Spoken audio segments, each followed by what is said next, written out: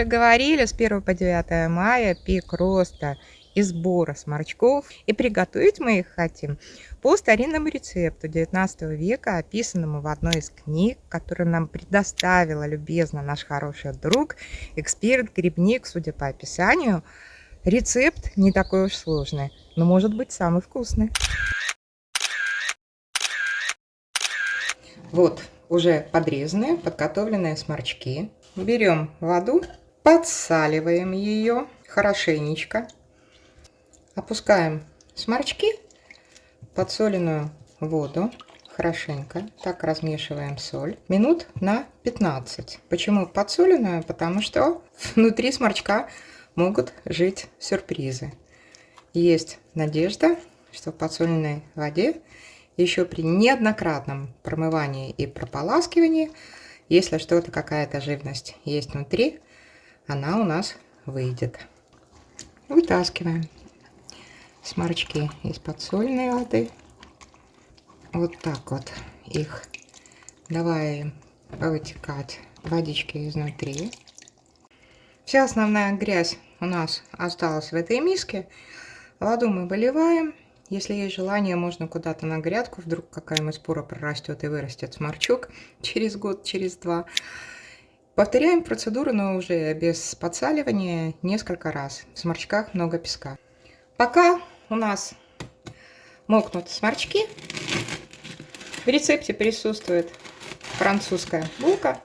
Мы берем багет, нарезаем его, поджариваем кусочки багета в тостернице до образования румяной корочки.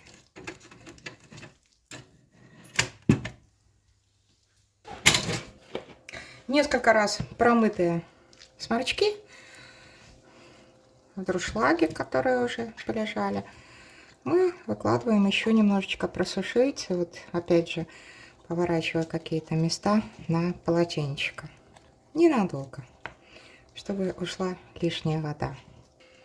Далее по рецепту нам требуется чеснок.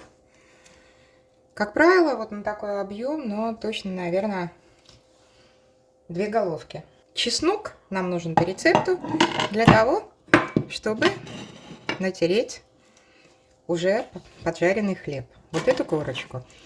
Как вы понимаете, если вдруг у вас нет тостерницы, можно сделать по старому дедовскому рецепту. Хорошенечко так, не жалея, вот натирая чесночком. Можно и с 2 сторон натирать. Так хорошо, чтобы оно было пропитано. Если не хочется вот так возиться и натирать, можно пустить чеснок в блендер или в чесночек-давилку и просто нанести слоем. Конечно же, в наших старых дедушкиных рецептах, бабушкиных, присутствовал горшок и печка. Но так как печки у нас нет, у нас есть только духовка. Сначала обмазываем все сливочным маслом. Все стеночки аккуратно. Теперь на дно укладываем один слой нашего хлебушка с чесночком. Мы пошли более ускоренным путем. Мы все-таки чеснок еще и немножко поддавили, так как мы к нему относимся очень хорошо.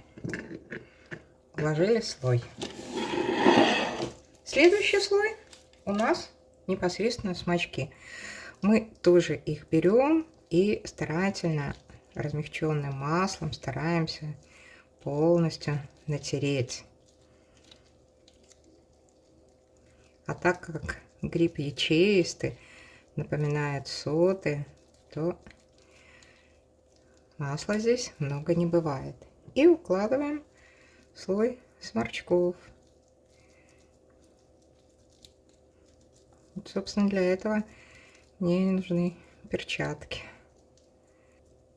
Сморчки мы старались отбирать более крепкие, такие среднего размера, которые при натирании они бы не ломались. Если где-то какие-то и крупнее кусочки масла попадают, это нормально.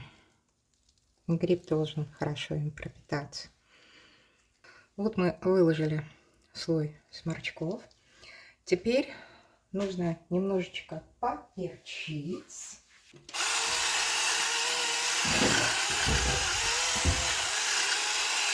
Можно немножко подсолить.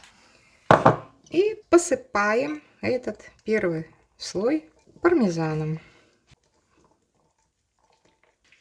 Опять укладываем нашу булочку. К чесноку мы относимся очень хорошо, поэтому мы его не пожалели.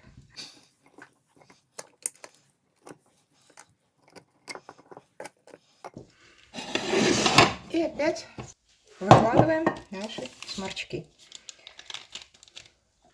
Здесь уже такой слой получится и горшочек.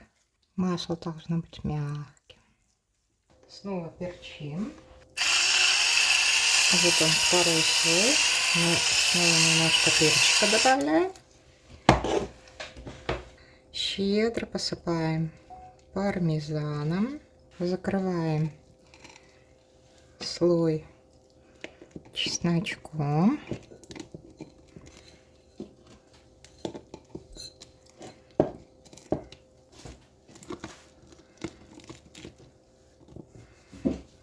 Чуть-чуть подливаем сливок. Кто-то добавляет сметанку, и сметанку даже можно добавить внутрь. Можно еще добавить какое-то вино. Закрываем крышечкой и отправляем в духовку.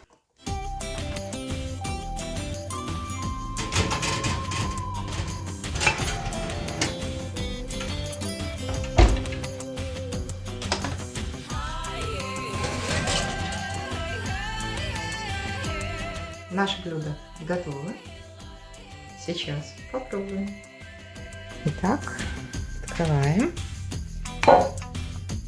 Вот так у нас вся эта красота выглядит.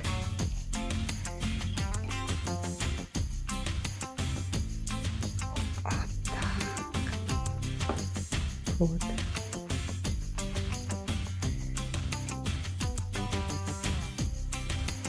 Вот. Вот такая красота. Приятного аппетита!